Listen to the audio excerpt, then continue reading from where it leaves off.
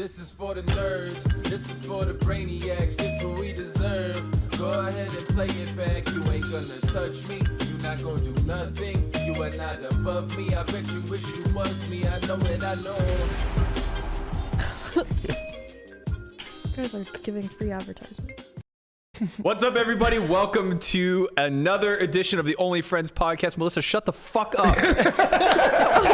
Yes. That's the type of energy I'm talking about, bro. Landon's saying he wants to show his ghost thing, and I said, no, they have to pay us. No free ads. No free. They have My to pay us. apologies. My apologies. Landon, shut the fuck up. I didn't say anything. He says mics are hot. That means mics are fucking hot. We're coming in. Happy Monday. We're coming in. Brian, how was your back. weekend? I feel like I haven't heard you talk on this podcast in about 6 days. Man, my weekend was great. Went to a minor league game. It was nice. Scouting for the Buccos? Scouting for the You Buccos. find me a Buccos are husband? looking good, man. I know. No, not again. No. Let's not start with Buccos. No, it's too bad game. early. They lost 21-0, but Yo, you don't get to say but after. overall, they took 3 out of 4 against the Cubs in Wrigley, which they haven't done for a long time. Impressive. That is very unique to only baseball, where a team can put up 3 touchdowns on you, but you can win the series. Man, I mean, I stopped watching after the second inning, but that one. Your dad watched all 9. He probably did. No, 100%. He said he switched over to the Yankee game, and then the Yankees won. He goes, "Now I'm going to go watch, see how bad this gets with the Pirates." Absolute How massacre. long was that game? Too long. Too long. Way too long. It was about 7 innings too long. As a man who was a part of a lot of blowouts and on the wrong side of them in college, there is nothing in sport worse than a baseball blowout. I mean, at some point there has to be like a mercy rule, right? So Yo, we need to bring up Berkey's stats. We need to bring up Berkey's stats, analyze it, From and be his like, baseball oh, Berkey career? had a good game. So Berk, I hear 1999. you're a Toronto Blue Jays fan now, huh? You're moving to Toronto. I'll jump you ship. and Negrano are getting season tickets together. I'll definitely jump ship. Vladdy's very easy to root for. Vladdy's the fucking This best. guy calls the Pirates a dumpster fire. They're 8-8, which is like right in the middle of the pack. For now. I'm just saying, dumpster fire was a little it's harsh. April man. baseball. Take Wait, one did you in get the paid for chat your if you series don't bet care. yet? Huh? Did you get paid for your series bet They yet? won 2. I know you have to win I'll 3 prepay. more. I'll prepay. It's fine. Literally a basketball It's player. April baseball. Like, it's the only time that they're ever going to be able to compete for sure. The hitting hasn't caught up to the What do you pitching mean? They yet. haven't even brought up their best player yet. Enough Go on. sports ball. Yeah, so O'Neal no Cruz. one cares. He's about 6'10", plays shortstop. He just blasted a ball out in This is the only Indianapolis time today. Brian talks. Like, Yeah. it's just, Well, my man I like to Brian. talk about baseball. We're going to talk about cheating all day long. Yes, actually. Yeah. There's actually, you we hear can about actually Bryn put them Kenney together, and, though. There's a Loren bunch of Roberts? cheating.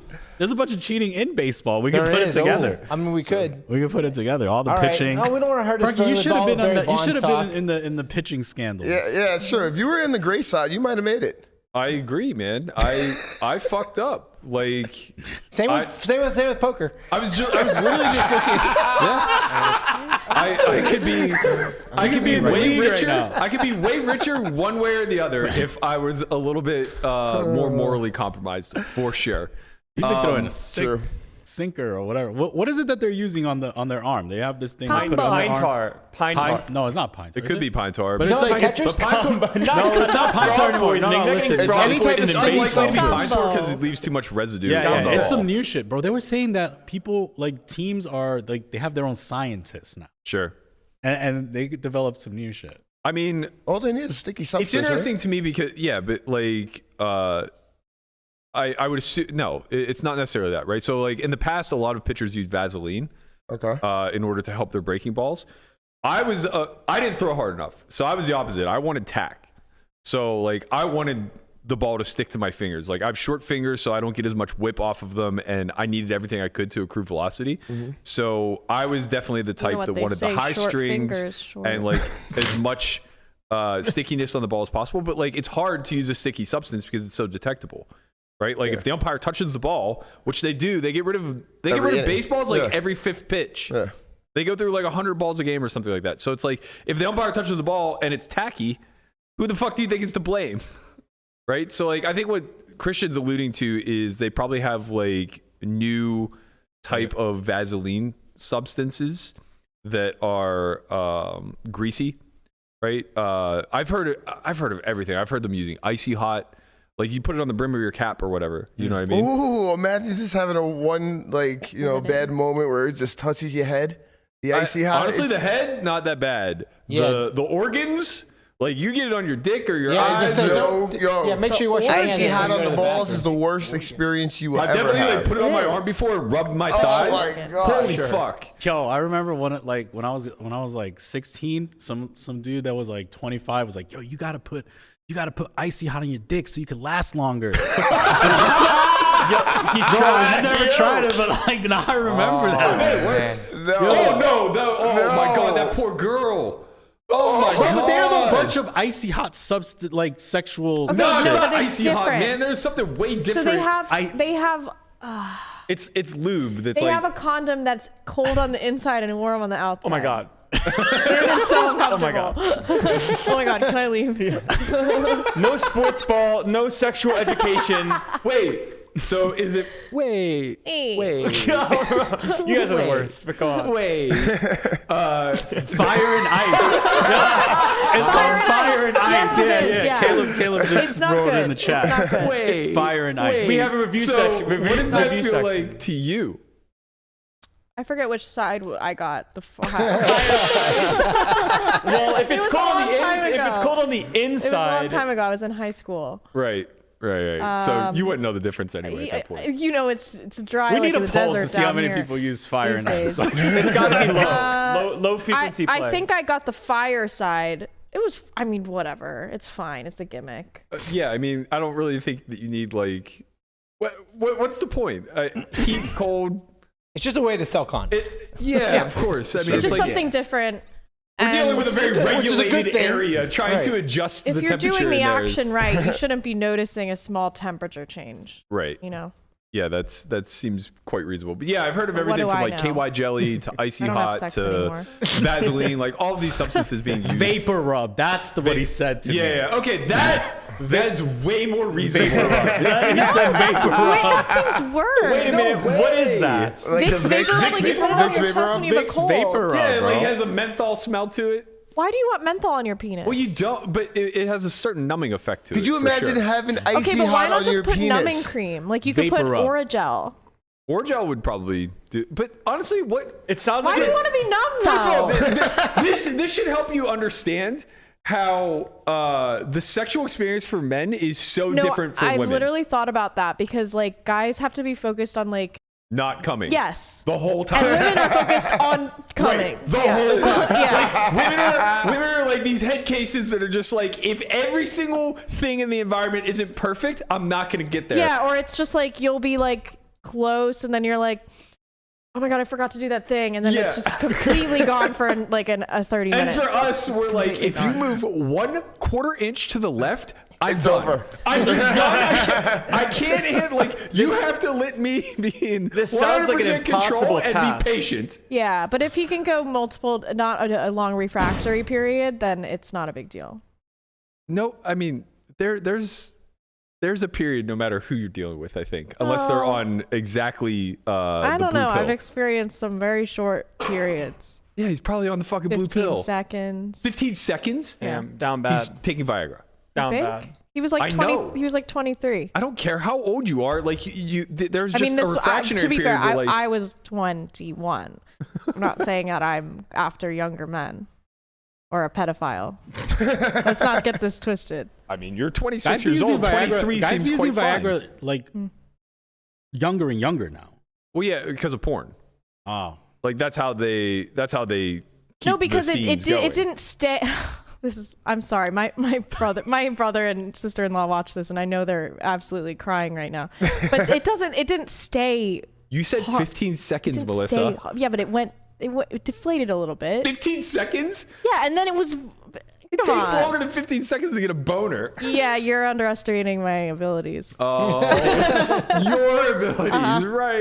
It had nothing to do with this No, poor no. sap. No. Damn. So what happened this week? Well, Who cares? Let's talk about Yo, Brian opens his mouth one time and this thing goes out again.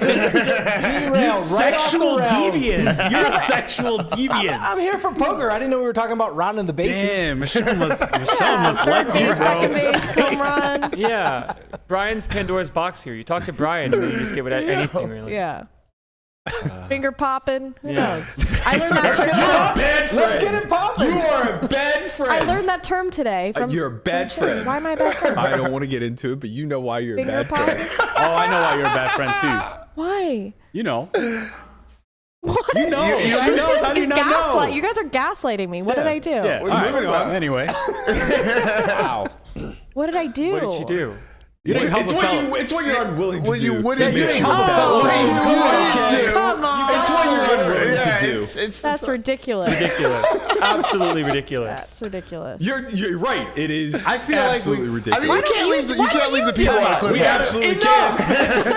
Fucking stop! Anyway, smash or pass. Smash or Pass is gonna be at the end of the show. We got to get into the shits. There was a little bit of newsworthy tweeting going on this weekend, which hopefully Elon allows us to continue to do because man, the tea is fucking hot. Yeah. Elon did buy Twitter. Yeah, he did. Or has it been confirmed or It's is confirmed. It's confirmed. Yeah. confirmed. Okay. I mean, there's going to be paperwork. There could be a few hiccups, I'm sure, like along there's the no way. like board vote or anything No, like it's that done. taking No, place? they voted. They had a deal. They voted. Wow. There's a deal. Yeah. Jack Would you Dorsey. guys chill with your water bottles over He's there? going to get What $1 about me million. breaking the set? These guys are literally breaking the set. So Jack Dorsey's going to get $1 billion in cash. How much Bitcoin do you think he's going to buy? All of it. All of it? He's going to take $1 billion. Just. He's All, already every rich. single Bitcoin. I He's gonna buy mean, more I mean, he's huge. He's a Bitcoin maxi. Would he please buy essentially. every single Bitcoin so the freaking thing will Hold go up. up?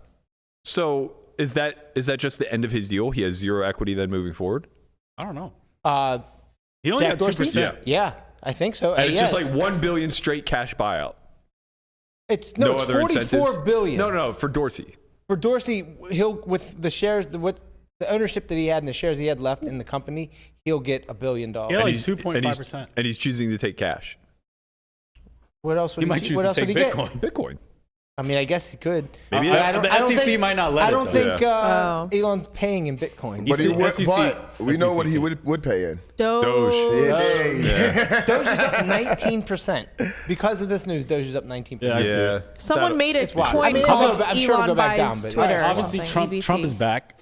I don't know. On Twitter? No, he's Think- back. He's well, back. He's got to be. So Trump said on Fox News today that he's not coming back to Twitter. Right. I mean, that's what he said. I don't know if he Who the can hell help knows, himself. right? Have you seen the plans that Elon's trying to initiate? What? He put out a brief tweet and basically said that Like it's like a five-prong plan, but basically he wants to get all humans verified. He wants to eliminate spam. He wanted to, I can't recall the other 3 or 2, whatever it was.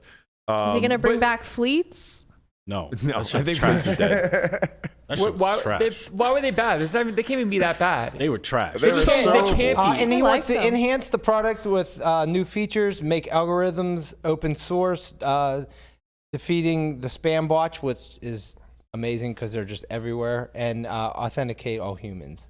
Yeah, I think the authentication thing is good. Dating apps started to do this a long time ago. I think Twitter and Instagram haven't gone that way yet because there's value added to the blue check mark, right? So like Yeah. if you're able to acquire it, not only does it authenticate you as real, but it authenticates you as important. Maybe there will Yeah. be a different check mark, which though. is I don't know if that's good because just there's a lot of people that have check marks that are not important. Yeah.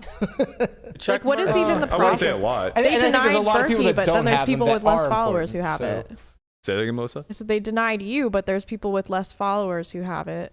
So what do Yeah. they base it on? Well, so that's why I think it has to have something to do with clout because I'm easily verifiable that I'm real. Yeah. So it's obviously not a blue check mark to verify an account as being real. Otherwise, I would pass, right? Right. It's to verify that like you have some influence or that you have some level of clout that is worthy of giving you this certificate.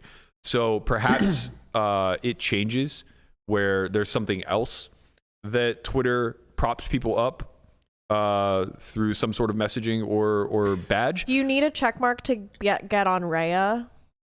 Maybe you need Raya a or certain whatever? level of followers. Well, there's So like I think you have to have 10,000 social media followers or something at like least, that. right? Yeah.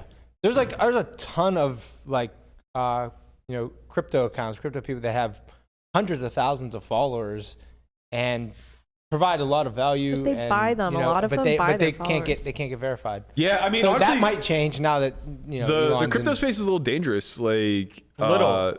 It really is on Twitter in some way, shape, or form. That's why I think it's better to shift to just an authenticating real human type of system rather than propagating some sort of like an clout. account, right? Because it's dangerous if you do start to go through that verification process of like saying like this person's worthy of status, and now you're in a financial industry like crypto or even poker to some degree, because there's so much rugging that takes place, and now it's so easy to just be a con man if you have the blue check mark and a large audience. Well, and people are buying blue check mark accounts and then rugging with them.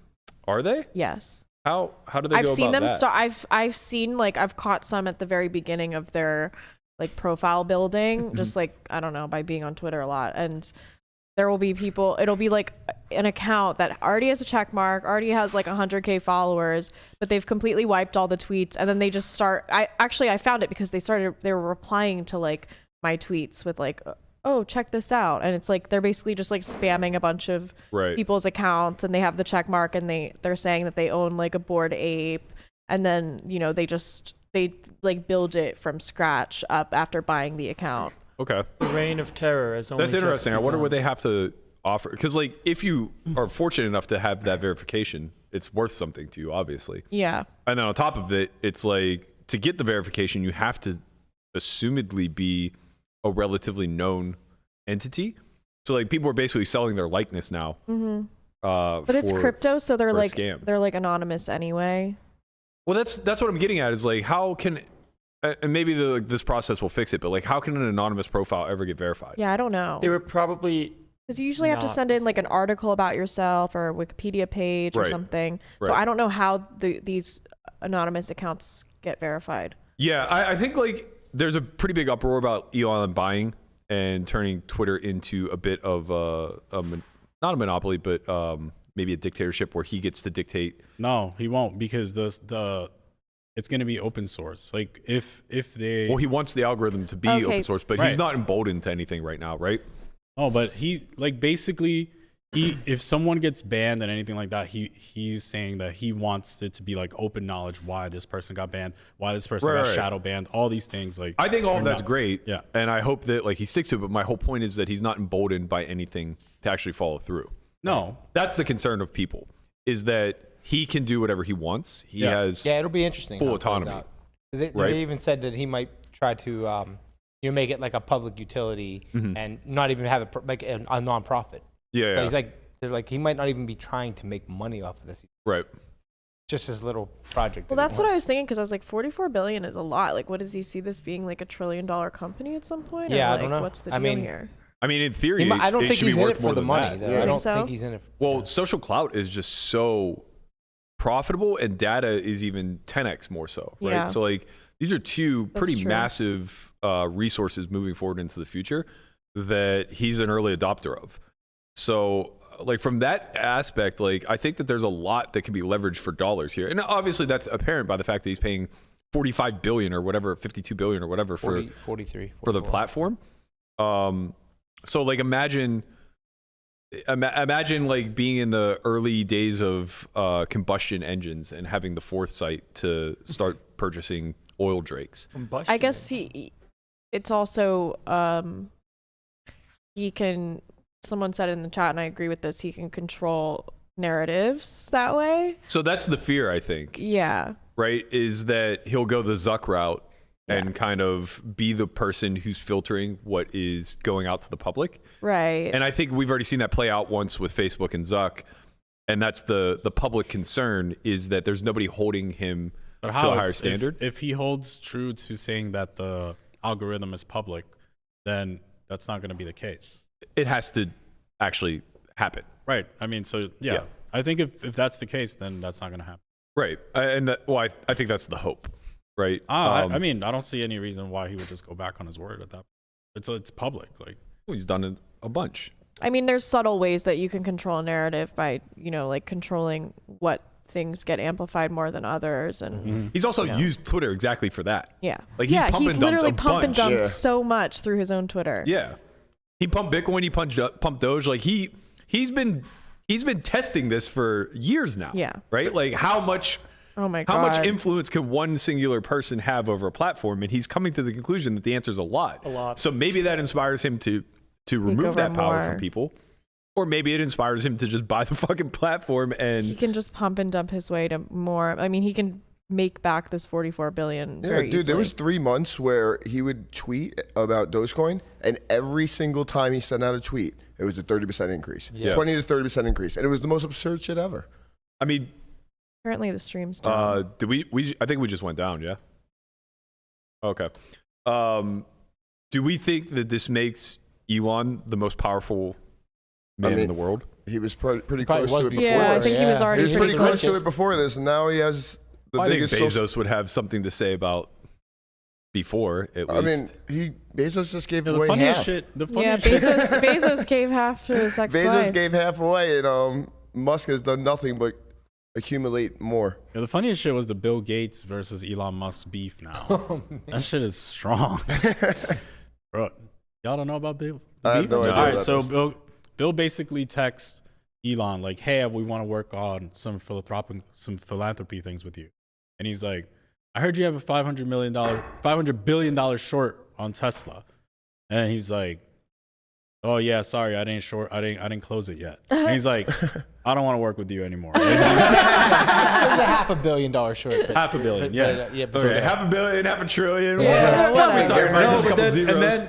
so then there was like rumors about this, and then everybody's like, "Oh, is this real? Is this real?" And then Elon tweets like the pregnant Yeah. emoji Yeah. with Mel, the Mel pregnant with Bill emoji. Gates. Right? You haven't seen this? Yeah. I saw the male pregnant emoji, but I didn't With follow Bill it. Gates next to it? Yeah, but I didn't follow it. Oh yeah, Yeah, that's yeah. why. That's why. Okay. He's just like, He said, if oh, you want we're to not- lose your boner quick. Yeah, you want to And he lose your just boner posted quick. He was pissed, Bill bro. Gates and the he Mel was not I happy. mean, that's emoji. kind of like what it all comes down to, right? It's like at the end of the day, humans are still very petty, and we all have Yeah. these intertwined He's just- relationships. Yeah. It's like he's the most powerful man in the world, and it's like if he wants to fuck with people, he just can. Yeah. And he's How very about- good at memes. Yeah. Like he's very good at it too. Bro, So, like, but he said in his TED interview, he's like, Putin has substantially more money than me.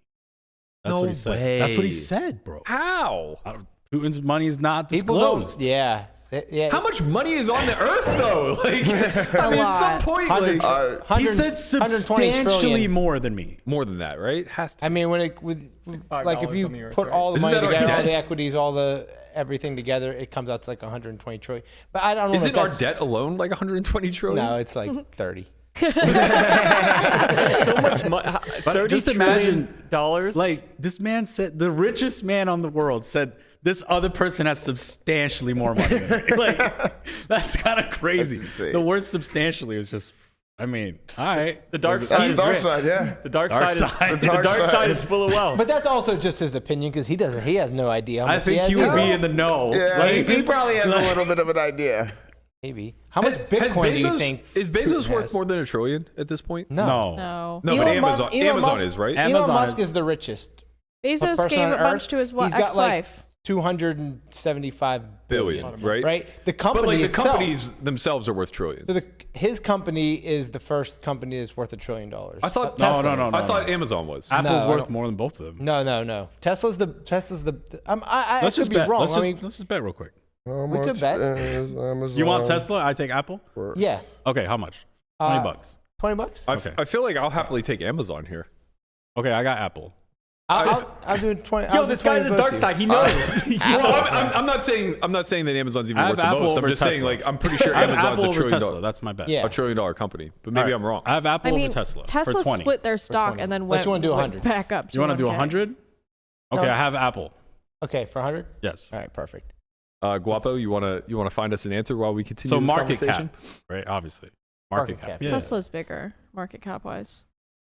We'll find I out. know. I guess we're gonna find out. Like Brian's I would side. not want to bet against Brian I don't bet Lamanna. against I like Brian Brian. in this type of thing. I like No. Brian's All right. side I mean, on I this. don't know. We'll see. I mean, I do know. could be wrong. I'm confident I'm right, but I'm not 100%. Obviously, nothing's Chin 100%. feels like he's looked at this like I last week. feel like he looked at this just now. No, I didn't look. No, I wouldn't. No, I wouldn't he do that. I wouldn't didn't look do at that. it right He now. wouldn't I do didn't look at it right now. That's crazy, bro. What? I mean, that's crazy. No one would do that. The only reason I like Shin side is because I've been watching Super Pumped, where Apple was actually not negotiating, but basically like Uber was getting threatened to being taken out of the Apple Store, and it had a lot to do with their attempt to launch in China, and the resolve ended up being Tim Cook saying like, we'll allow you to remain in the store, but we're putting you out of business in China. He said, like, we're allocating $250 billion to China to basically shut down your operation and run our own rideshare immediately. What? So it's just like for them to just say, like, oh, we have $250 billion to just fuck you with. What did you just It's like, say? oh, maybe they're $1 trillion company. Yeah. Well, I know Apple was for sure was the the biggest company in the world at one point. I don't know if they still are now. Yeah, this would have been like Tesla, 2018, I guess, Yeah. something like that. I think Apple's at like 2.5 trillion. He said no. You could stay in our I don't know. store, but you're done in China. Yeah, we're launching a $250 million campaign to back another rideshare company. That is Boom, done, gone. All right, enough of what the billionaires are doing in the world, and let's talk a little bit about why Brian's still on camera staring at a screen. He wants to know which one it is. Let's talk a little bit about imagine having $1 billion. what was released this weekend regarding, let's call it evidence, I guess. I don't want to say incriminating because personally I read through it all and I didn't think anything was all that damning. But as we broke on Thursday, Zumani was on the Polk podcast and basically went through his entire tale. Oh, Chin's right. Damn it. Damn it. Oh man, I'm so surprised that Chin was right on a bet on this when he Shin was to very 20. confident. It was 100. He upped it. Oh wow! I yeah, know. that's all I know. Damn, I liked Brian's side. I was pretty confident. But I knew yeah. you seen something Tesla recently. 6. Tesla 6. Yeah. Amazon's higher. What? Amazon's higher than Tesla. Amazon's Okay, 5. Yeah. I would have happily Damn gotten it. it. who's two, though? Brian, what What? did we do? Apple's number one. Apple, That's what I said. Apple, Oh no, Amazon. And then is what I said. What? Saudi. Why would they bet against you? why? Why are you trying Aramco? to kill my action? Must be I like didn't. oil You're price. like, Let's why would be they bet very against you? accusatory. Imagine thinking the electronic car companies anywhere above oil. Well, Dude, no, but they're that's the above all thing. The oil thing co- is well, that except it's for the Saudi one. It's but not. Except for the Saudi one. We're not Except saying for that the the richest company ones. is yeah, but like, valuable, they're way but above the ExxonMobil and way Yeah, but above the the Saudi meme of one it is has carried Chevron. it to where it is. So I Yeah. just figured it was strong enough to. Yeah, well, that's because you're a Zoomer.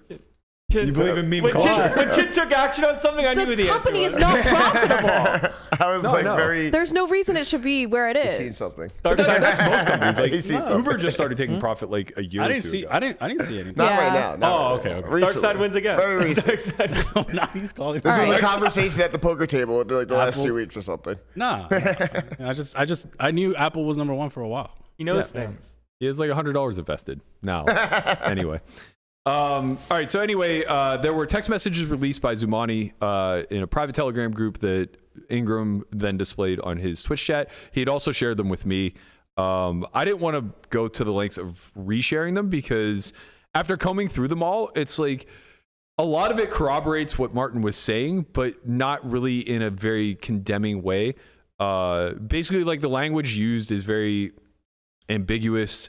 There is some sort of exchange between, I believe it was him and Sergi about that WSOP final table where Martin alleged that Sergi ghosted him and used RTA at the final table.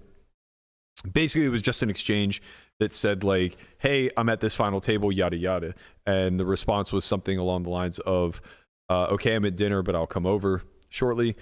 Again, there was like nothing really very damning. And that's not to disqualify anything that Martin's saying. It's just, I hope that like as he continues to scrub through these messages, there's something like just clear and undeniable that says like, you need to go to a shaman if you want me to continue backing you, or you have to get ghosted by player X, Y, or Z if you want me to keep backing. Or like you ate Taco Bell, you're dropped in stakes. Yeah, like there should just be, Taco Bell. I imagine like over the course of this relationship, which seems like it lasted for the better part of 2 years, there has to be something explicit where Martin is saying, no, I don't want to do that. And Bryn is saying, you have to do that. Yeah. I mean, the closest thing we saw was the party poker thing. Like, go on. When he said that, you can play the party. He has in the text it says you can play the party poker when X is on.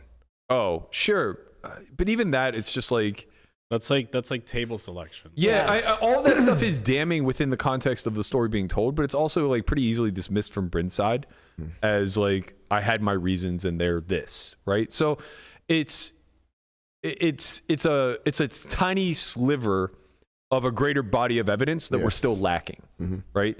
That's just the closest thing we have, though. Right, for now.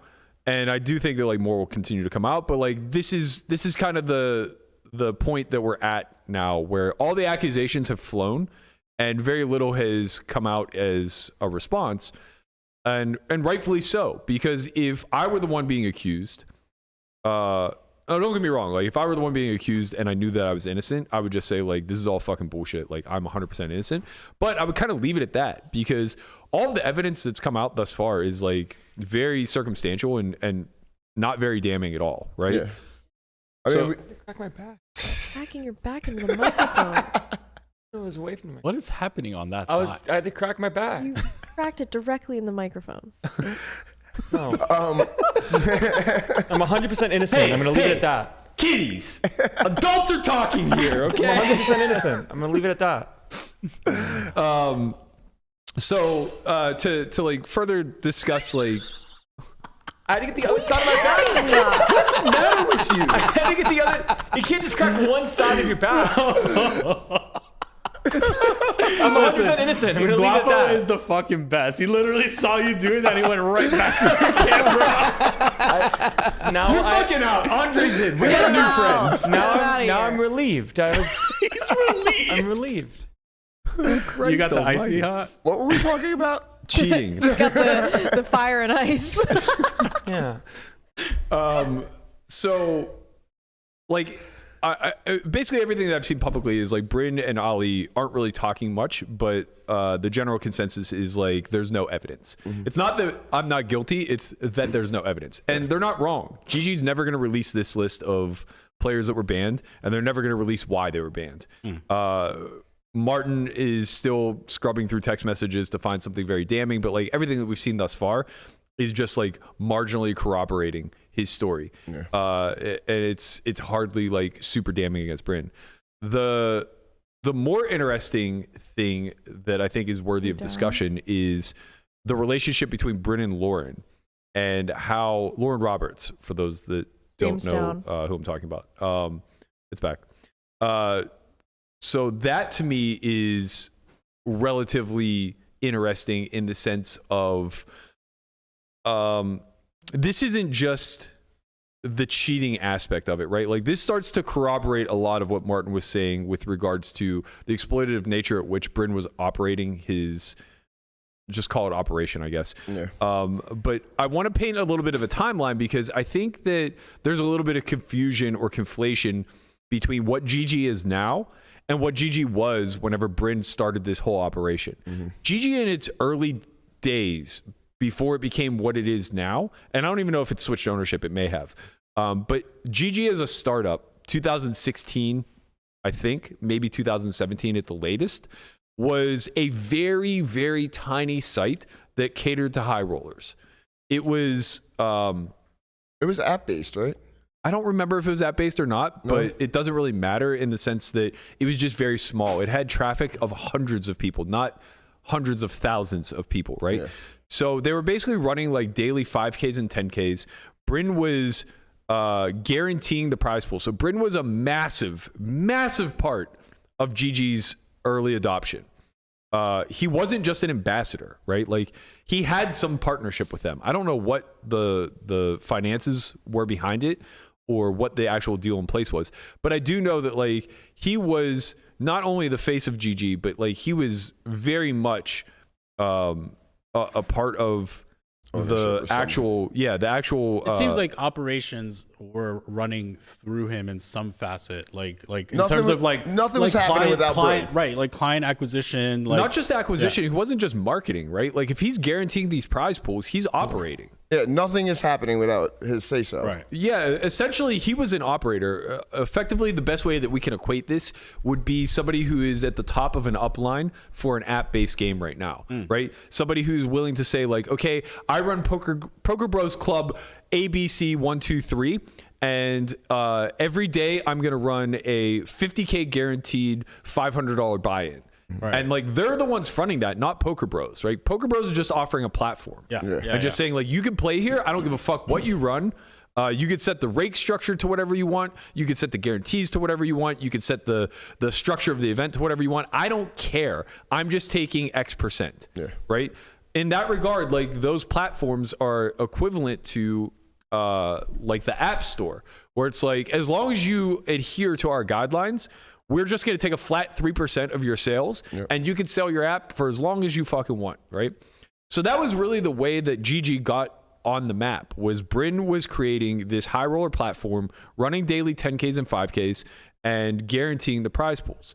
Well, in order to hit these guarantees, obviously he's jumping through fucking hoops. He's allowing people from the United States to VPN. I mean, I would assume well over 50% of the player pool at that point was US based. That was like probably beginning of COVID, right?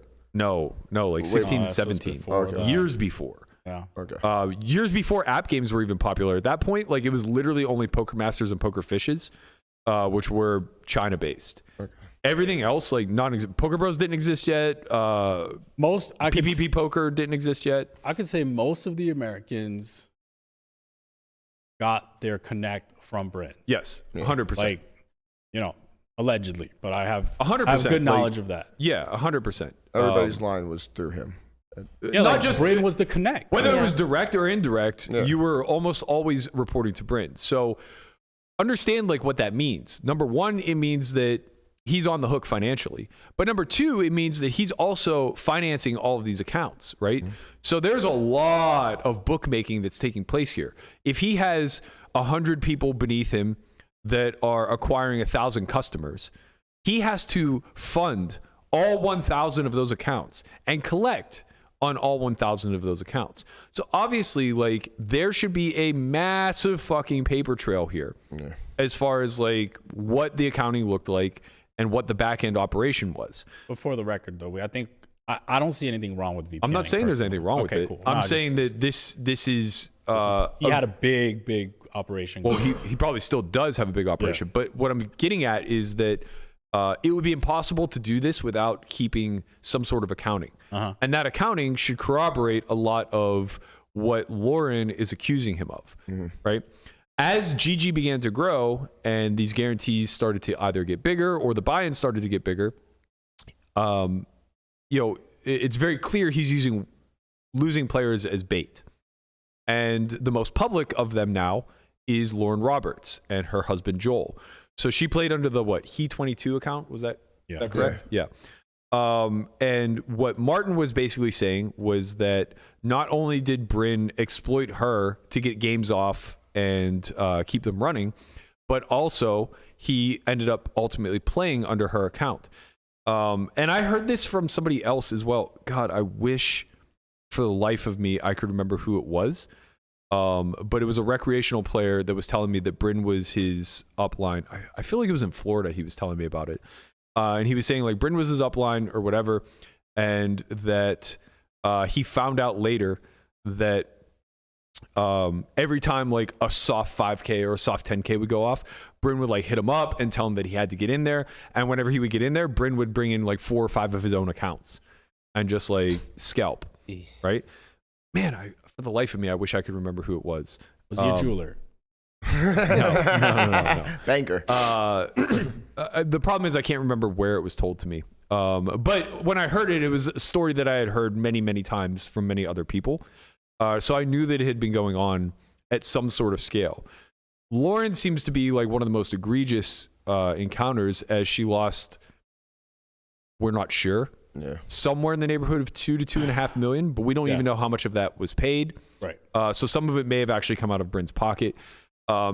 This weekend, she took to Twitter to kind of tell her side of the story, and basically was just showing a lot of interactions between her and Bryn via text. But again, these screenshots aren't overly damning. They again begin to paint a clearer picture for us and help us better understand a little bit of what was going on behind the scenes. But it's very unclear to the degree at which Bryn is guilty of all the things he's being accused of, right? So these screenshots seem to be taken, they're posted a little bit haphazardly. I can't really follow a clear timeline, but a handful of things were disclosed. Number one, that he and Loren had some sort of figure between one another from her playing on GG. Number two, it was very clear that Bryn was like heavily incentivizing her to play in as many of these tournaments as humanly possible. Number three, it seemed to be clear that her figure with him continued to go down around the time that it appeared he was taking over the E23 account. And then number four, he made a lot of pretty outlandish promises in attempts seemingly to get paid with regard to this new site that he's attempting to launch. And what I'm specifically referring to is he promised Loren a 100x return on her investment if she just split her debt with him with the investment. So I can't remember. 100 each. Yeah, he basically said, like, even if you give me 100,000 towards the figure and some amount, maybe the same amount towards the new investment, I guarantee I'll 100x it with this with this new project. So here's the tweet right here. It says, the company's going to 100x. Would love for you to have a piece, but I still need something towards our side number, even if it's 100K to invest in a company and 100 to go off our number. There you go. So 1-to-1. I'm sure I'll turn it into 10 million. If you want to or don't, up to you, but I wanted to offer it. That's very weird to me. They also definitely have multiple numbers going. Yeah, that's why I don't really quite follow, right? He's like, I wanted to at least offer you the ability to invest in this company, even though you have this massive debt with me. Well, I mean, it seemed like he was playing down the number on her name to a certain extent. Correct. Like, well, she at least implies that in her tweet storm. But what I'm getting at is, if somebody owed me $1 million and I was in the seed round of a startup, right, and I wanted investors, I certainly wouldn't say, hey, give me 20% of what you owe me, and I'll take 10% off our number and put 10% towards this new venture, right? Like, that seems pretty crazy to me if they're incapable of paying. Now, if they're capable of paying and are just choosing not to, I understand it better. Well, let me play devil's advocate. Well, let me finish my sentence. You? Let me finish my sentence. If they are capable of paying but refusing, and you're offering it as kind of a barter deal where you want to make good for something they feel they were wronged about, right? Sort of like rake back in a game where they don't think they're winning. Or in this particular instance, if she's saying like, look, I'm not paying that figure because you scammed me. Like, these games weren't soft. I was being cheated against. I was being colluded against. I was being RTA'd, whatever. I'm not paying that figure. Then he, as the quote unquote house, could say like, okay, let's work something out where we can get this figure down. How about you pay a little bit towards the figure and I give you this very profitable business venture to also put towards our number in the future. Then I can kind of understand it. Go ahead. What were you going to say? Oh, something close to what you're saying. it kind of seems like that might be the situation. Yeah, what I want to see her address is like, did Bryn play on your account or not? Did she say that? So did she say yes? There was a tweet that she said where there was like a text, and she said that the figure that they had went down after he won some tournaments. Right. But on her account? That would make that's the implication. Right? Yeah, it was implied but wasn't explicit. Right. So that's why I think, like, if we put things together, like, okay, well, maybe she owes him this number, but then they have some sort of, this is obviously all just me speculating. She owes him this number, and they came up with a deal of like, hey, if I play on your account and I win, then the number goes down. And maybe that's their This side investment number. text really comes off as like a Nigerian prince. Like, hey, invest in this and you'll get 100x back in 1 month. I swear, I'm a Nigerian prince. It's Yeah, like, I do think that Christian's point is very valid, though. Like, there is a very high probability that like Loren's also complicit in some way, shape, or form. And like maybe they did work out some sort of side deal where she's like, look, just take over the account. Right. You're gonna get exorbitant value from playing under my name, and then just like And work put down my some number. percentage down towards my number. Right. Right. That makes a lot of sense to me. So it's like, yeah, at this point, like Martin and Loren are safe in my eyes. Just spill the tea to the fullest, right? Like, I don't care if there are texts that implicate you as well. Yeah. Like, don't hold back, because this is like the kingpin operation, right? Like, this is a scenario where it's like, you don't go after the guy slinging weed on the corner. You go after the major operators, right? So if in this instance they did work out that sort of deal, fine. Just disclose it. Like, nobody's going to condemn Loren over this. Like, we understand that in one way, shape, or form or another, you were taken heavily advantage of, right? Did you just And if you made compare- bad decisions off that, so be it. What? Did you just compare Loren to a guy slinging marijuana on the corner? I think that's what he did. come on. Is there a problem with that? She's at least like the dirty dispensary worker or something. Give her some respect. That doesn't even make sense in the analogy. Dispensary workers are legal. Yeah, but not if they're slinging on the side. I actually heard a lot about that, where guys would work at the dispensary and then sell out of the back door. Yeah. It happens. Smart. Entrepreneurs, if you will. So I guess at the end of the day now on Monday, when we're just kind of like revisiting all of this, wrapping it up, Bryn finally made a statement. He said, stay tuned, basically. Statement about the statement. It's a statement that's a Statement non-statement. before the statement. Yeah. Which, Happy Father's Day to all the great dads out there. I mean, he's just living his best life, Yeah. God, I wish you would have just said that.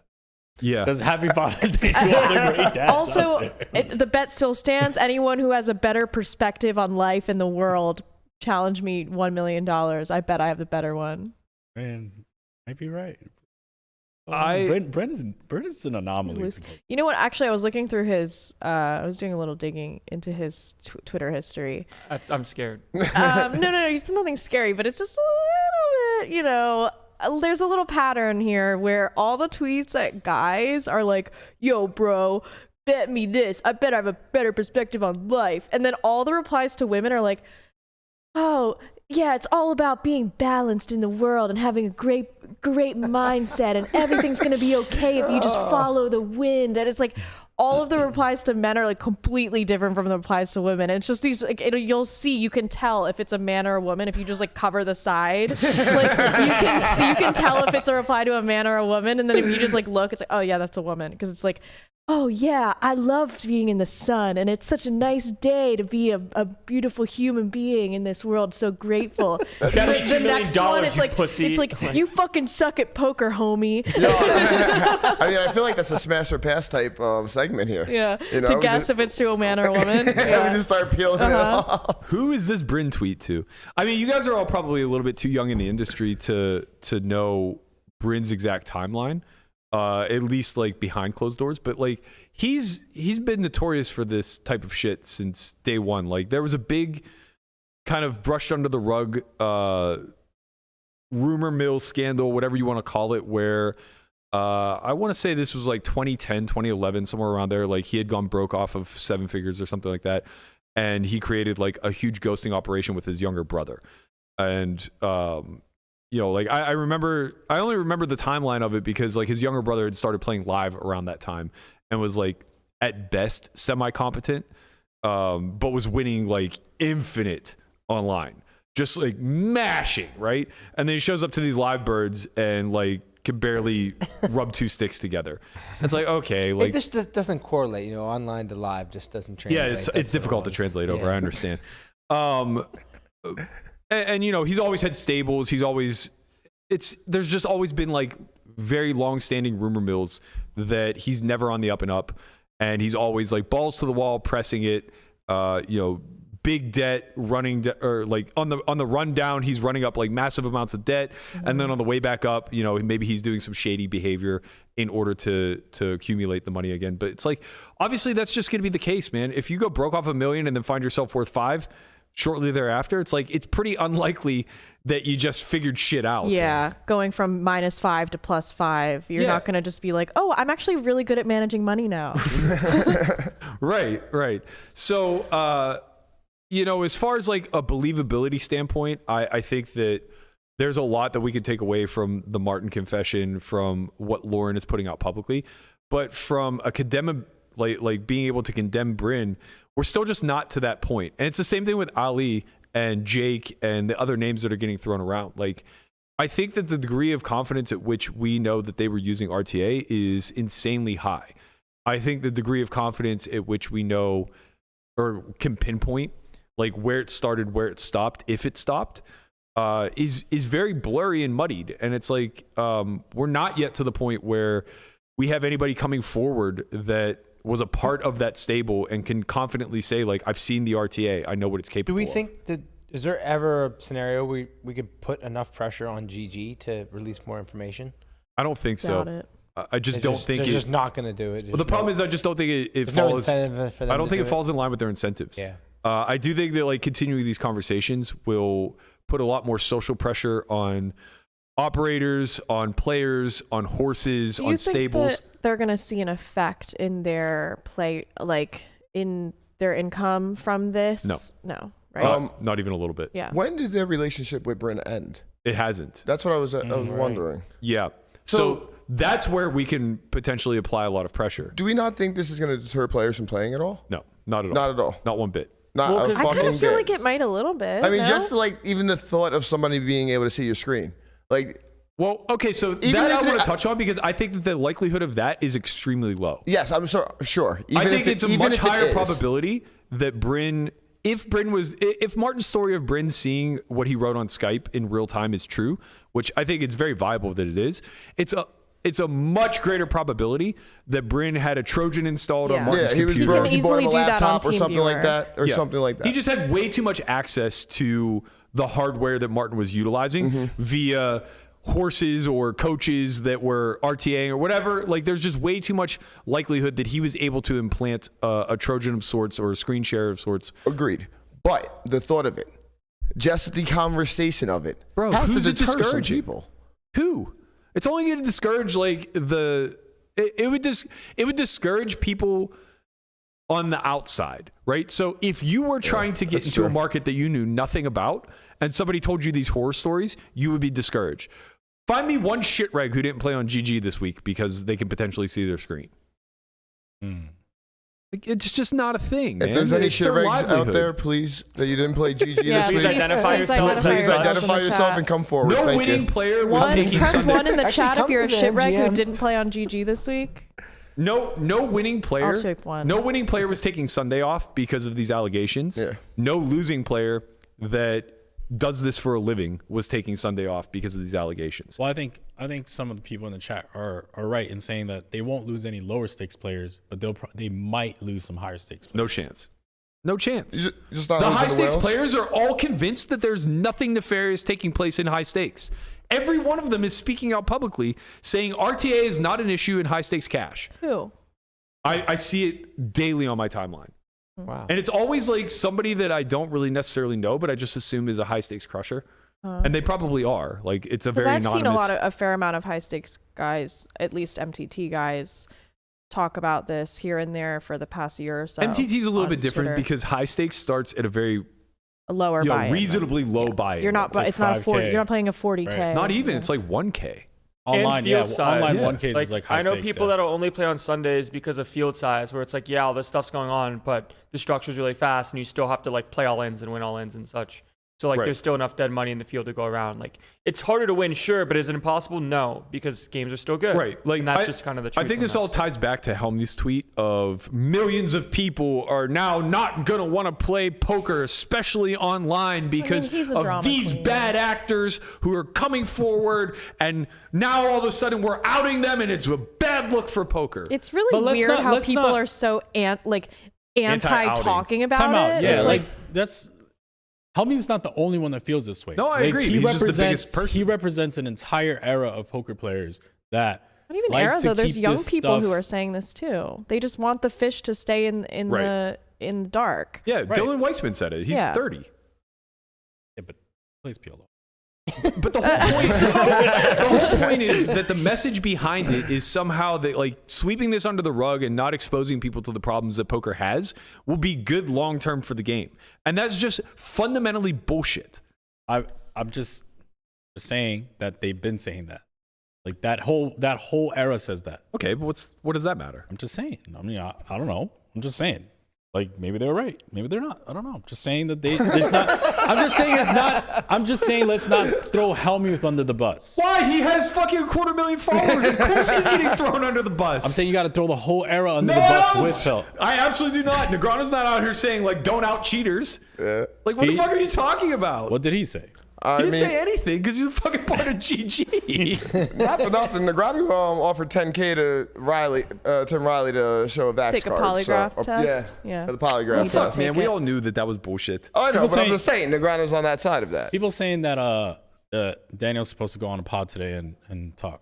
Yeah, I'm sure he will, and I'm sure like he's going to do a great job. But he's also going. He's the forward-facing face of a public company. Okay, so So it's like he can't do that much. he's not going to say anything super negative. No, Like, no, he can't. no, and he shouldn't. Like, I don't necessarily even think this is a GG problem, right? This is a community-wide problem that we're currently dealing with. The reason why I bring up the Hellmuth tweet is because I made a joke about it and got a ton of backlash from Hellmuth fanboys, where I kind of just replied and said, imagine how many more millions of people would be in poker if UB never existed, because obviously he was the face of a company that was a part of a major fucking scandal, and it's like he forgets that somehow. But the real reason why I made the joke is because it had no bearing whatsoever Didn't change on the anything. growth of poker. We wouldn't have millions more people if UB never existed. As a matter of fact, would probably have fewer people if UB didn't exist, right? So the idea of like outing scandals and cheaters and people who are breaking the rules and it's somehow harming the long-term growth or the health of the game is fucking silly. Of course, fewer recreational players want to play online. That's not new though. It's always been a thing. It's always been the case. Always. Online been the poker's case. been dying for a while. Like people don't stop playing sports because there's sports scandals. Right, of course. And the thing of the whole online realm is like, you can't say that we should try to comfort and appease Rex as much as possible, make them feel safe and comfortable. If A, the environment is not safe, but B, even if it were, they still carry those thoughts because they're fucking losing, man. Anybody who's losing in an environment where cheating is rampant or could theoretically be rampant is going to blame it. For a decade, we heard that online's rigged, right? From 2003 to That's what I blamed 2013. it on. I mean, Bro, the old heads were right, bro. Like I said this before, the old heads were right. Protection betting is true. Protection betting is a thing. Jamming King is on Jack 10-4 is good. Protection betting is a thing. They're like, oh, what are you betting for? Oh, because I don't want him to protect get my there. man. And now it's like, yeah, I didn't Okay, want him to get there. But So betting Chin, is how true. about feeler bets? Feeler bet, like That's a puzzle used to bet fold. And now, yeah, I am. A little I- block bet, feeler They bet. were right. Online is rigged. Protection betting is true. Ace King is a drawing hand. Yeah. Like all these things are true. Jacks are hard to play. Jacks are hard to play. play. Jack's the worst Yep, hand of I don't poker, want Jack. for sure. and cheating should be kept secret. Not true. I'd All rather jokes have aside, 5-4 suited than aces. all jokes aside, like it's just a fucking silly take to say that like we're doing a disservice by like publicly outing all of this in social platforms. God Oh damn my it. god, you guys and your water Just bottles put it on the today. desk. Then send a shot.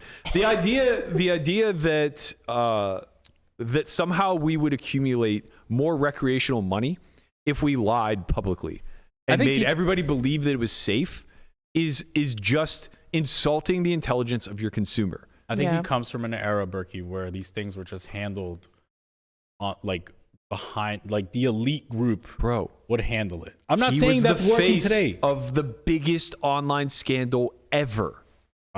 Ever. Yeah, I agree. I'm not saying he's right. Bigger than what brought down Black Friday. The Russ Hamilton absolute scandal was a bigger cheating deal than what ultimately brought on Black Friday. And Right. a Because of lack pot- of segregated because of pot funds. ripper, right? Yeah, pot Yeah. ripper. Yeah. Like this guy was literally viewing hole cards and acting perfectly in accordance. Like and the crazy thing is like this is why we should understand where the social pressure will ultimately lead to. rather than putting a focus on short-term goals. Because the end result of the Russ Hamilton pot ripper scandal is just that Russ Hamilton's not in poker anymore. He stole millions. Yeah. Where if this were in any other regulated industry, right? It's because we're unregulated. If this were in a regulated industry, call it finance, the SEC steps in and he faces decades of jail time for white collar crime. And a lot of other people do too. However, we have to understand though that this also just goes unchecked in a lot of regulated industries too. So it's not even a strong argument for having a regulatory body like the SEC. Look at what happened in 2008 with the housing crash and all of the fucking they were just betting. subprime mortgages. Yeah, Right, they were betting Right. on that. Yeah. Nobody went to jail over that. Nobody. Zero. No, zero people. It takes a Bernie Madoff level of scandal for somebody to actually get indicted. So it's just like, at the end of the day, where there's money to be made through nefarious acts, people will take liberties, right? And we just have to do our best to check this at all turns. Somebody has to stay vigilant. And those of us with platforms that can be a mouthpiece for, doing things on the up and up should absolutely do so, even if it comes at the sacrifice of losing 0.01% of recreational players in an atmosphere. Because you know what's going to happen? They'll just move to another realm. It's not like those people disappear and say, like, I'm never playing poker, period. They just say, live poker is safer than online. So I'll go there. So do we think the WSOP is going to be popping this year? Yeah, it's going to be good, right? It's going to be I'm fucking excited. sick. The biggest WSOP of all time. I think so. For sure. They have more space, more tables. They started hiring dealers earlier this year. They're offering more money for the first time paying in them more. 15 years. We're really Well outside of overdue. COVID for the first time. Right. Yeah. Please, no 10-handed poker, please. I know I didn't have to deal with much of it, but please What don't do you do mean it's it. gonna be Please 10 a.m. poker. No, 10-handed will poker come should down be- to You dealers. said 10-handed or Bro, 10 a.m.? 10-handed. 10-handed. insane. Oh, Please I want no 10 I a.m. thought that was poker. normal, is it not? What, 10-handed? Yeah. No. Oh, For I don't WSOP, know. they didn't do No that before. 10-handed. It just comes down. It comes down to two things. For them, it comes down to tables and space. Tables is Okay. predicated now because they have space. So in the past at the Rio, they were capped. Yeah. Even whenever we started putting people in the bowling alleys, they just ran out of space. What? I never played in the bowling alley. But they just ran out of physical Seems space. lucky They if didn't you're put in the physically bowling have more alley. tables. Now the space is not an issue, and neither are tables, but dealers are.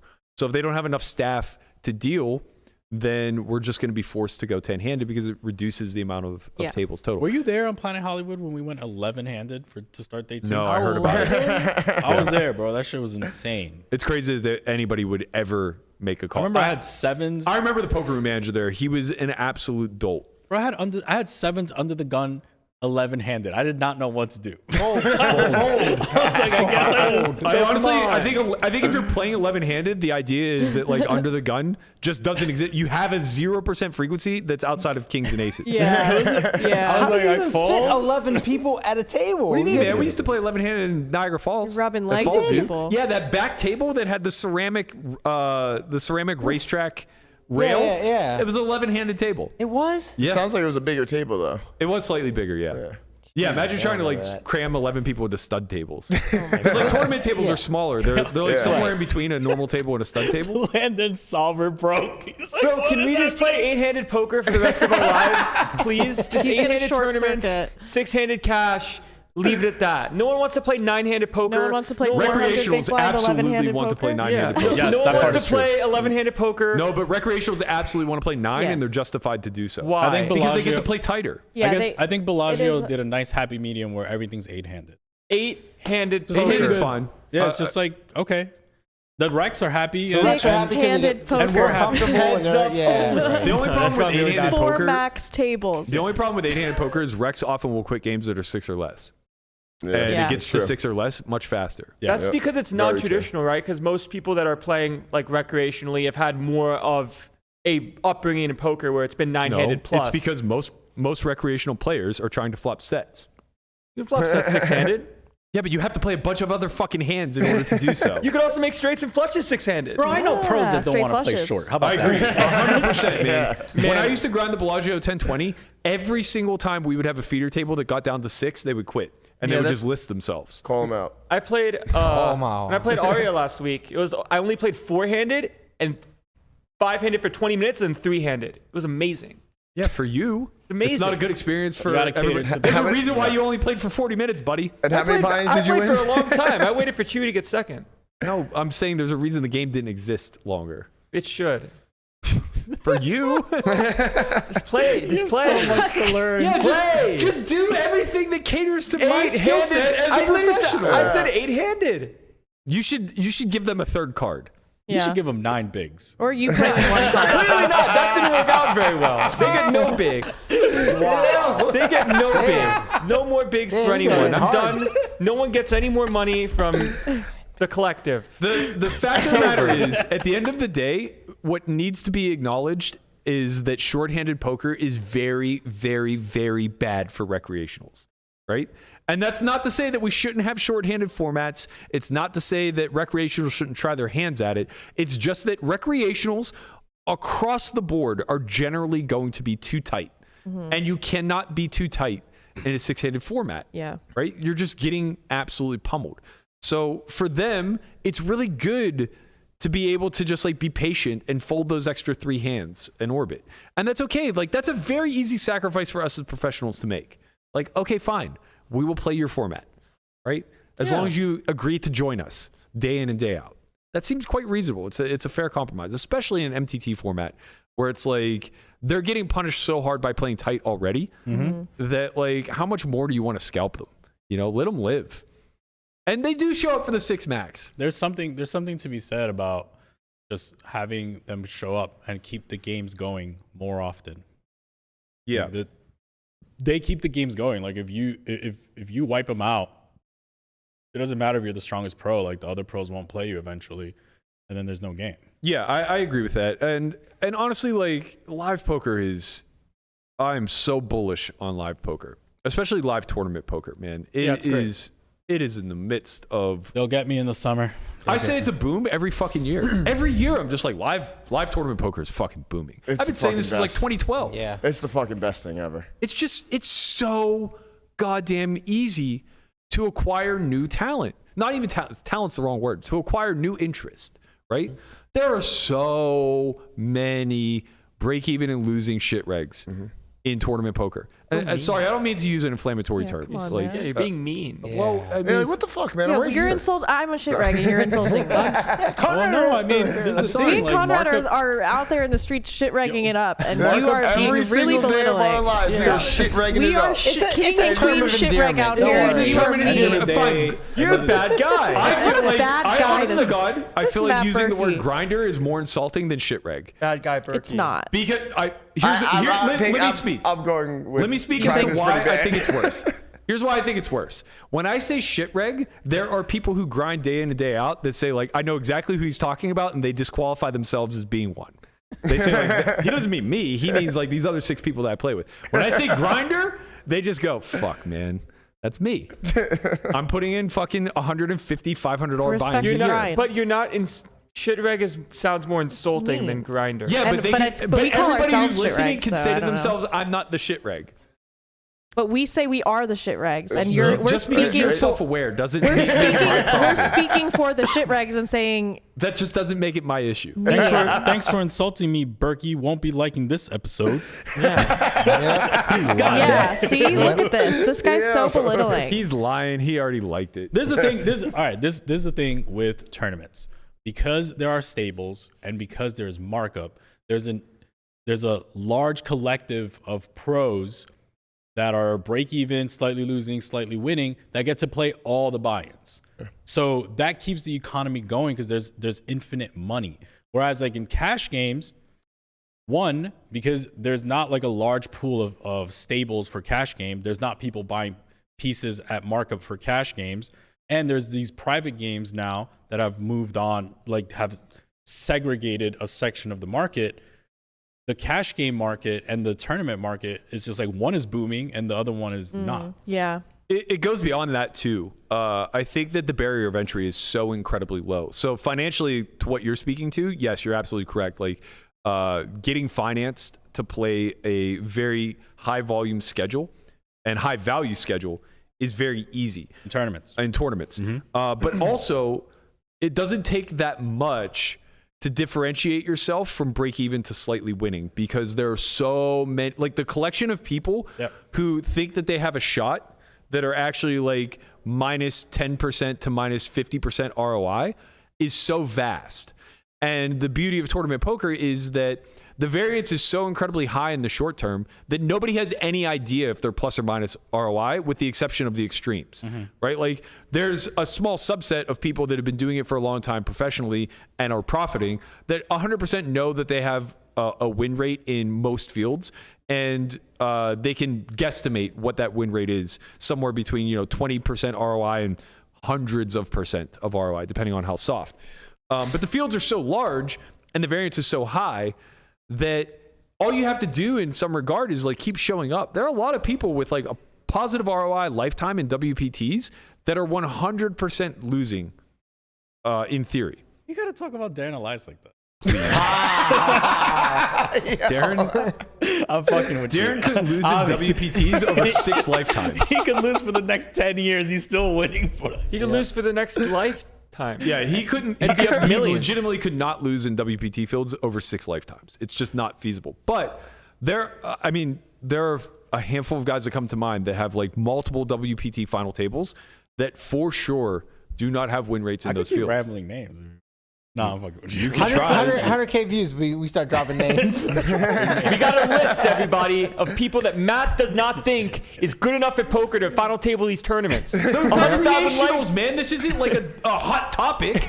I'm not fucking talking about some elite pro. I'm not talking about Altman or Elias. We can make it a there are hot topic. recreationals with multiple WPT final tables that for sure do not have a win rate. This isn't like mind-blowing. But they have one now, because they're the anomaly. They were chosen. Their ticket was cash, right? And now they're plus ROI forever because they've already made enough. So they can't lose that money back. That's the dream, man. That's what we're selling. And that's why MTTs are so fucking lucrative, because they have the ability to do that. There is no amount of money that you can win in a high stakes cash game that can give you a positive ROI for lifetime. Yeah. Right? Not in the short term. No. It's just not feasible. If you show up as a recreational and you play 200, 400 and you go on a rip, right? This happened not that long ago. Do you guys remember the story of Scooby, the dealer from Antonio's game? No. Okay. So this is a great story. This guy is my spirit animal. Actually, he might be your long lost brother. This guy was dealing Antonio's game, I don't know how it originated. I don't know if he got like a massive tip or if somebody just free rolled him into the game because it was shorthanded or whatever. But he basically somehow came into like some fraction of a buy-in into the private game, right? Okay. So they're playing like, let's call it 2-4. I don't know exactly the stakes. And they gave him like 25 or 30 blinds. And he gets in there and he runs it up to like a couple buy-ins, right? Probably more money than this guy had ever seen at this point. So now all of a sudden he goes from a very lucrative dealing job to having a very, very tiny amount of money with relative to the game. He just fucking tries to run it, man. I fucking love it. So he comes to Vegas. He contacts JRB and he says, I don't even know if he told him like the full story, or if JRB was aware or whatever, but he goes, I have buy-ins. I want to play in Ivy's room. Comes in Ivy's room. Maybe has $250,000. Who knows? Playing 3-6-12. So like 2 buy-ins. Runs it up on a multi-million-dollar heater. I love it. So like, I did hear about this story. yeah, don't know how many millions. Yeah. 2 million, 3 million, something like that. Just goes on an insane heater, right? The only way that he can maintain having a positive ROI for the rest of his life in cash games is if he immediately quits and goes to play 10-20. Or Antonio just lets him play in his game forever. Maybe, I'm not even sure. Like, I mean, I played tournaments with him. Like, the guy is a losing poker player for sure, right? So, of course, he doesn't stop because 3 million, 2 million, whatever, it's not enough when 10 or 20 is available. And to be fair, he does have fucking access to the best games in the world right now. Sure. Runs it all the way back down to 0. Of course. Oh my And in the God. midst of it, makes a body fat loss bet with Blitz and Perkins. And I don't know if you guys saw like the transformation or whatever, but like he was he was on the chubby side. A very athletic guy, like for sure could get into shape, but like he was living the rich life. This happened over the course of months, right? And he got himself like pretty out of shape. So he makes his body fat bet. I don't remember what the actual percentage was, but I know it was $1 million bet. And I don't know how much of it he put up. But effectively, when it was all said and done, the only money that he had left is what he won from this bet.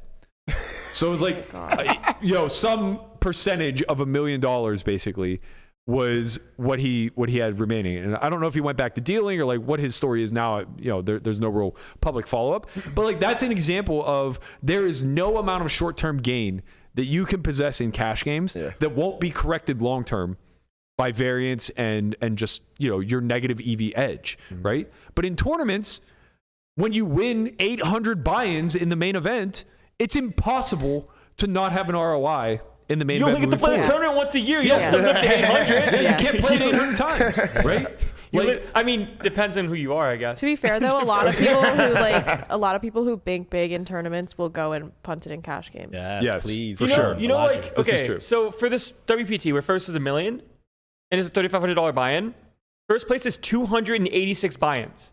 So imagine buying into the cash game you play, like a high-stakes cash game, getting call it first place and going on a 286 buy-in upswing. Right, impossible. Yeah. It's Impossible. It's literally impossible. Yeah. Right? You could just never really win. I mean, you could over the course of like a year, but you'd have to be a winning player, right? For you to go on like a 286K upswing at 510 no limit, it's feasible, but you would have to play like 5,000 hours. Yeah, you got to play. It's If also you more run really good, you could probably do it over like 2,500 It has hours. to be it's also more uncapped feasible, 510. like especially in the games that you're playing. Because if you're playing 510, where like you expect the buy-in to be $1,000. No, I'm capping it. I'm saying it's a 1K buy-in. Gotcha. Right? Oh, that'll never happen. Yeah, to make it fair. No, it could happen. Yeah. It just has to happen over a long Physically period of upset time. about that. It's so insane. It'd Or it have just to has to happen run over a long period of time, which means that you so have a win rate. Yes, you have to be winning, and Right. a lot. Like it's undeniable that you're a winning player. You could never, ever, ever be a losing player and see a portion of your graph where you go on a 286 buy-in upswing in cash. Yeah. It's just not feasible. To win that many buy-ins, you just absolutely have to have a win rate. 286 buy-ins. But you can 100% be a losing player and have that kind of upswing in tournaments. Qui Win is a losing poker player. Yes. He won 800 buy-ins to the main event. Same. Jamie, all these guys. Yeah. Bro, imagine winning so many all-ins, getting aces so many times. It only has to happen How do they one get fucking time in aces? your life. I know. Right? Like, Qui Win is a negative EV poker player who can never not have a win rate in live MTTs. Unless he starts playing so gargantuan. It's truly a beautiful thing. It's But wild. yeah, that's what makes it so great. That's what makes the WSOP so amazing. That's It's why why it'll it's so marketable. always be I wouldn't say always, but for a long time, tournament poker is going to thrive. I mean, it's why- you're always going to have the recreational different. It's players. what so makes it different. so marketable is we can actually still sell the dream in MTTs. Yeah. You just can't in cash. No. And I don't know how to correct for that because my heart is with cash games. I don't want to have to shift to being some fucking asshole who's humping 10 big blinds and worried about the clock 10 big and blinds. stalling and if I somebody else can't- busts before me. I can't fucking wait for WSOP. Talking about it, I'm just like shaking. I'm so excited. I mean, it's also just Oh, like you ready to get back in those deuce to seven Yeah, streets? Yo, you have no Those idea. deuce to seven His streets are ROI calling. in Deuce to 7 will always be on Yeah. as long as you live. well, there's a difference. Like with tournaments, the onus fall of marketing and these things falls on the operator, where in cash game, the onus of marketing falls on the players. That's true. Yeah. That's actually a really Cash great game. point. And it stands to reason why it's gone private. Yeah, that's why because a lot if of we're going cash to do all game this guys, legwork to market, we're going to be the ones in control of the lineups. We're going to be the ones in control of the rake.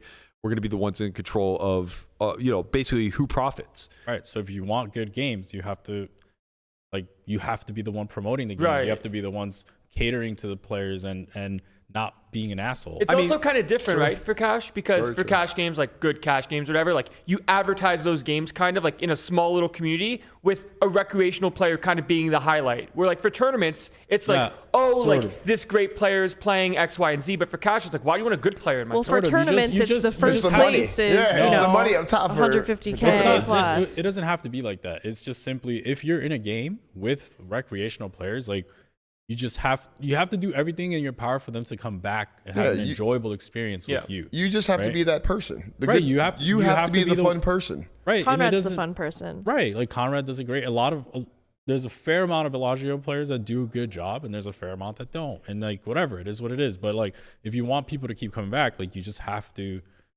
have a good experience. And that's what I'm saying. Like it's just operators market tournaments and pros market cash games. Yeah. So That's true. I think all of that is very true and carries a lot of validity. I think where the narrative can change a little bit is with these televised cash games. well, yeah, that's a separate ecosystem almost. It is a separate ecosystem, but it markets itself a lot like MTTs, right? So now you are talking about building a collection of draws, and those draws don't necessarily have to just be Rex, right? Building the G-Man character, building the blank check Ben character, and understanding that those are two totally separate ends of the spectrum, right? People are going to want to tune in, and people are going to want to play for two totally different reasons. Some are going to want to challenge themselves against G-Man. Others are going to want the loose action of blank check Ben. Which one you want? I want them both. I want to know both. what Like, the barrier for a entry great is game. pretty high to get in this game. the Whereas highest. for It's the MTTs, highest, it's yeah. like 1,500. Well, it's the highest at that elite level, yeah, but it's also high barrier of entry to get into a 50K, Yeah, right? massive. If you're looking at the 5-5 anti-game, literally anybody can play. And every single Thursday, we see 5 people we've never heard of. Fair. That's good. That's a great environment, right? Like those games are not that high barrier of entry.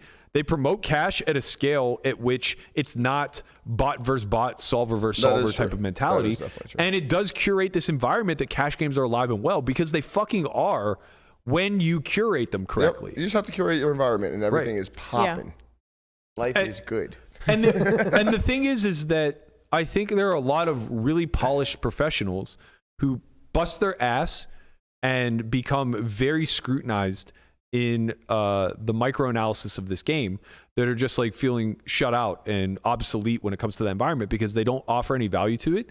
They're an EV suck and they're just never going to get that seat. So they're saying like, no, live cash is dead because if I have to go sit in open games, it's just going to be a bunch of me's and those games are going to die off rather quickly. And they're correct. Yeah, sure. And my counter to that is that's not where the study should end. You should be able to get to the degree of being that studied and then understand how you can adjust that strategy in such a way that gives a little bit back to the environment so that it's more fair and you incentivize more people to want to play with you. And I think the best of us are doing that, right? I think like that's what live poker is in a nutshell is bringing in new money, new interest, new players, and not allowing such a wide skill gap to exist that they can legitimately never win. Yeah, I think the I hate the saying, but to give action, you have to give action to get action. Yeah. Kind of, and it's just like a long-term process of that. Yeah, I think it's funny too because in the past that notion made a lot of sense. Yeah. In a general, like as a general sweeping statement. But now I think it needs to be qualified a little bit. What we mean by that is you need to deviate from equilibrium. So you need to be able to say to yourself, like, because Landon will say this all the time. He'll say like, oh, well, GTO's like super aggro. And it's like, yeah, that's not what we're talking about, man. I do not sound like that. if you're gonna impersonate me, at least make it better than whatever that was. You can try again. Let me try again.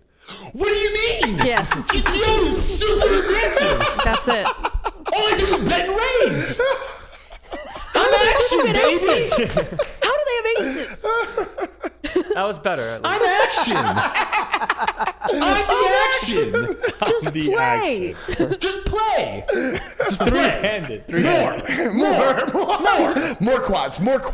Need more quads, yeah. And it's like what we're not talking about just folding pre-flop. Like it's not that. But to some degree it is, right? Like you as the best player in the game should be willing to open a fucking low jack range from under the gun 8.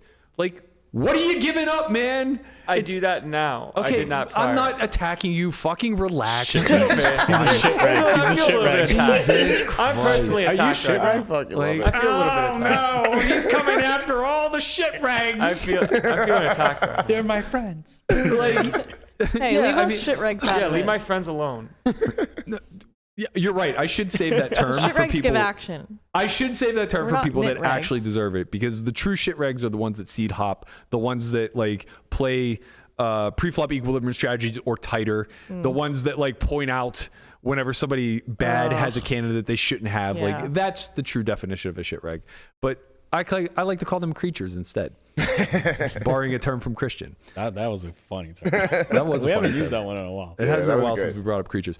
But the bigger point that I'm trying to make is just that like the idea of giving action to get action is more so that you're willing to reach, right? You're willing to bluff catch somebody wider than a zero EV bluff catcher. You're willing to, call ace high once in a while whenever you just think a guy's fucking not got it and he shows you quads and you get laughed at. Yep. Like you got to punt a little bit. Yes. And you show This- the ace it's high. not You even a smile. punt. You laugh. It's not even a punt. It's like you have 5-3 suited in the hijack. The big blind, like the big blind's the weakest player in the game.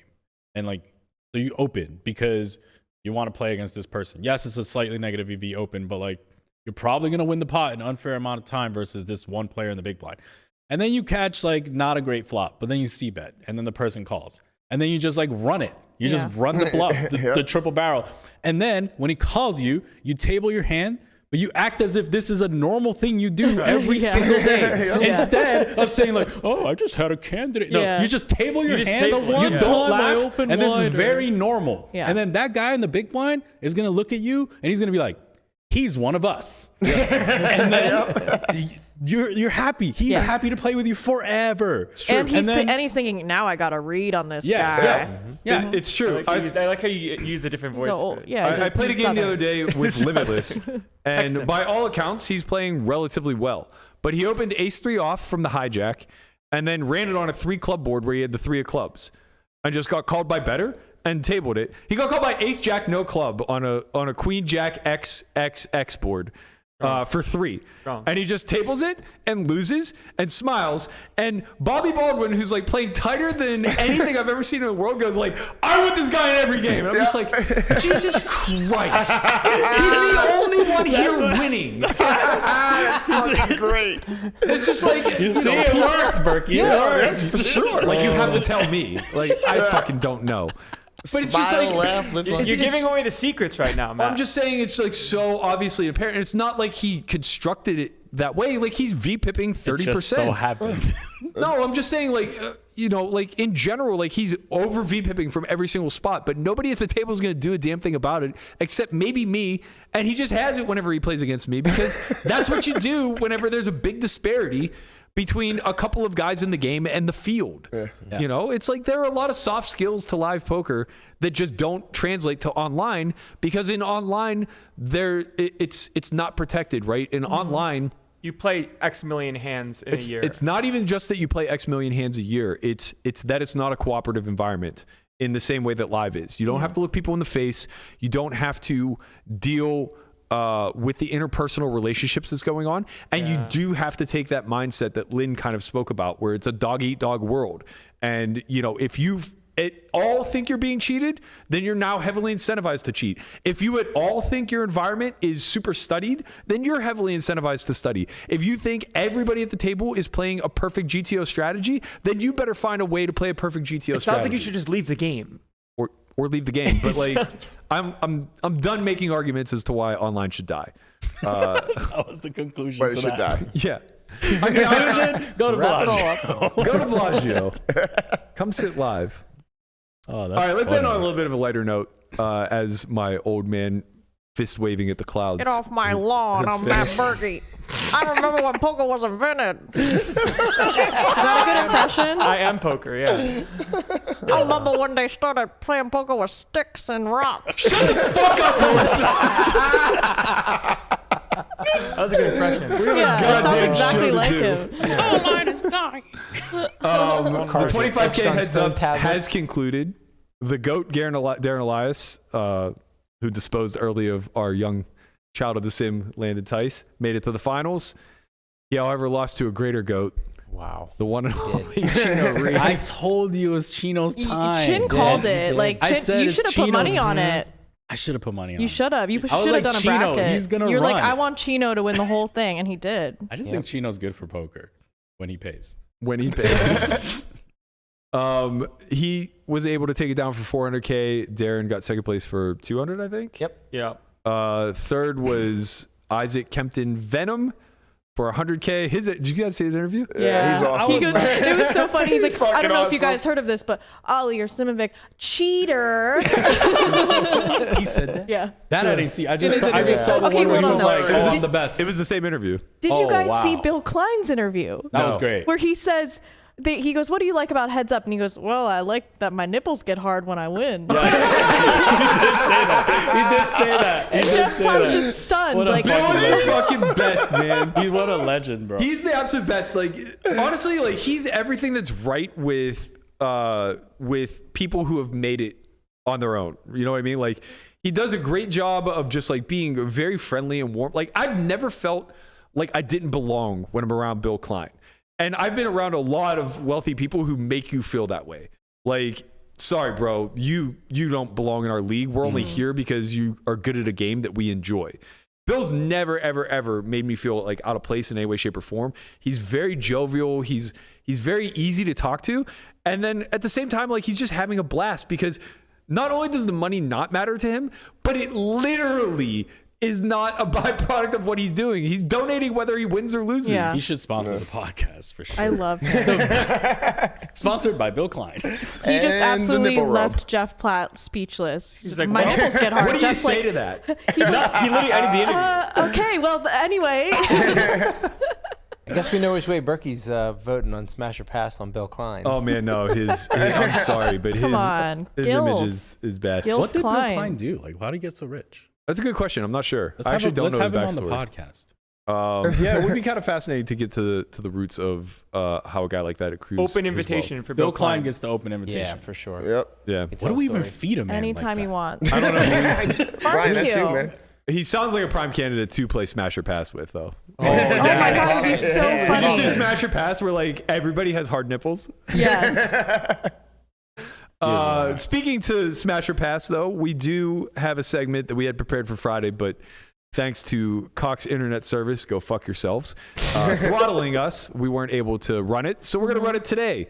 We have the final 16 from the 25K Heads Up, and we're going to go through each of the brackets and determine who's smashable. So this Yeah. is the shallow people's champ. Wow. All right, So this we is got the club's clubs. bracket. This was, in fact, Bill Klein's bracket, as you can see with the mask. No, it's not. No, That's it's not. Seidel. That's Seidel. You don't even know that Wow. Wow, Oh, that's Matt. right. You're a bad guy. I'm not a bad guy.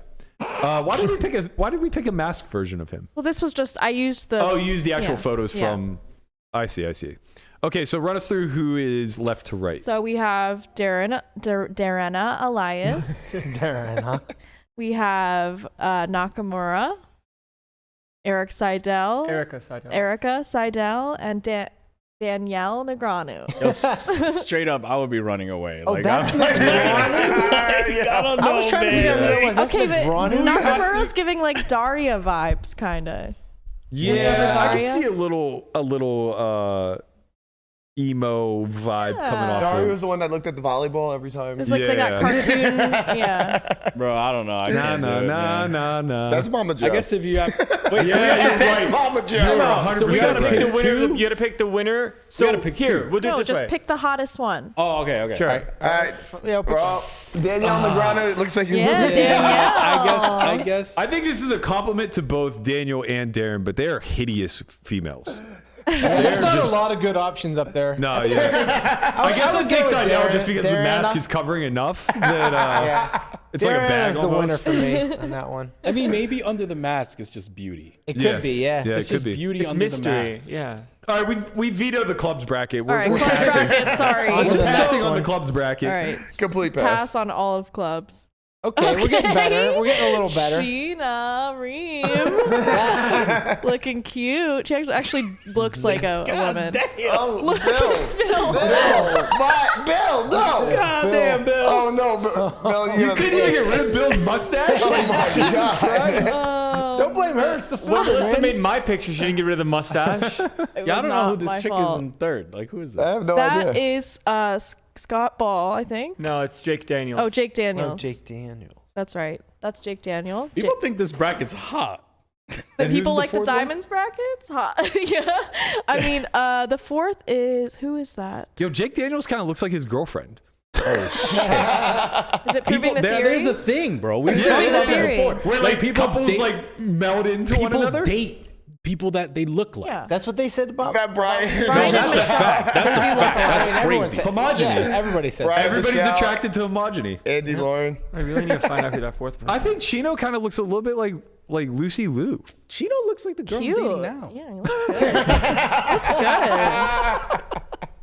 good. So that's Chino's the hottest. You know who that is? That's Jeremy Osmus. Badly. Jeremy Where? Osmus He's on the the fourth far one. right. Far right's Jeremy I Osmus. would have really expected Jeremy to be a more attractive woman. There is one I don't know bracket what to that's do kind here. of bad. Kind of baddie bracket. Okay. Coming. Baddie bracket. I'm tossed up. Chino's the Between hottest Bill? here easily. Chino Rima. Like Phil- 1 and 3. Yeah, I'm going with the sunglasses. Who was that? That's Jake Daniels. Jessica Daniels. She Okay, looks like Jessica. I think Yeah. Chino's definitely the most feminine Jacqueline Daniels, looking that's here. another one. Definitely the most attractive of the four, I think. Poor Tina's Bill pretty, Klein. yeah, 1 and Pretty 3, clear. you're right. 1 and 3. I'm going with 1. Yeah, I would Chino pass on the Rima. other three. Huh? Chino Reem. Not Chino, but the Chino, other. you move it on. Chino Reem. Yeah, I'm Chi- extremely disappointed in Osmus. I really would have predicted him to be like model hot. No, yeah. Nah. Wow. Very average looking girl. Congratulations, Jeremy. You did it. You won the coin flip. Jeremy's like the type of girl that has like a fly body. That's another flip. She works out a lot. She goes to the gym every day. All right, what's next? Hearts? Yeah. Yeah, so What's next? God damn, bro. so What's next? so Cousin's this girlfriend. one's really rough. All right, I'm just gonna go with number 4 because Okay, there's no other so option. so we have, hold on, in order we have Erica Person, we have Yo, he is a manly looking female, man. Yeah. Wait, 2 and 4 look like we have, identical. We have almost. Scott Ball, we have Danielle Shack, and we have Isaac Kempton. Venom. God. Venema Kempton. I think Venom and Ball should have like some sort of like lesbian interaction and just see if What's they wrong meld with together you? as one. They both might be like Which inbred one's from Ball? the same parents, to be Two. honest. Yeah, they look like sister yeah. wives. No, what's Yeah. that vampire movie? And like, Vampire Diaries? no, number 2 is Twilight? like it's like Twilight, Twilight. It's yeah. like number 2 is Twilight? Twilight for sure. It's like a Twilight person. Someone said this is the But 6 2 and beers 4, down like if you just tier. take the glasses off of 4 and put her head up, it's 2 and 4 is the same person. Yeah. Yeah. There's Damn, that is true. I could actually. see them being a part of like some Mormon sister wives cult. Like yeah, There no, was it this looks evil culty look for on it. sure. For sure. Yeah. There's something haunted They're about casting Yeah. some spells for sure. Yeah. All right, so who you got? I'm out. This is the I was like, nauseous. This bracket's also I'm out I'll on this pass one. everyone on be here. I mean, it looks like you're That's your pass. You All they pass. did is put hair and glasses on Dan Shack and call her a girl. But you can't be out. You Funny can't be enough, out. it looks like That's we're not at the I guess Wow. Dan Shack. You can't be out. I guess You can't be it's out. really tough. Yes, you can. I pass. You You can't know what? pass. I'm gonna go with Erica Persons. I feel like Erica Persons has a really strong finger pop game.